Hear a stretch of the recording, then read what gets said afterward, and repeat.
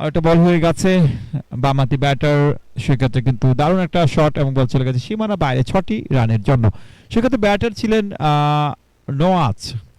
নওয়াজ তিনি ছিলেন বামহাতি ব্যাটার এবং দারুণ ব্যাট করছেন এখন পর্যন্ত 27 রানে পৌঁছে গেছেন। মুশফিক সাব্বির অপরদিকে অবশ্যই তিনি রয়েছেন এবং কিন্তু দারুণ একটা শট এবং বল চলে গেছে আবারও সীমানা ধরে বাইরে 4টা রানের জন্য।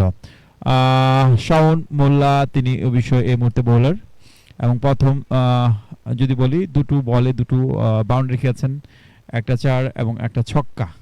এখন পর্যন্ত ম্যাচ কিন্তু এগিয়ে চলেছে, শেষ অবধি কারা জয়লাভ করে সেটা দেখার বিষয়, তবে ভালো স্কোরের দিকে বেশি যাচ্ছে।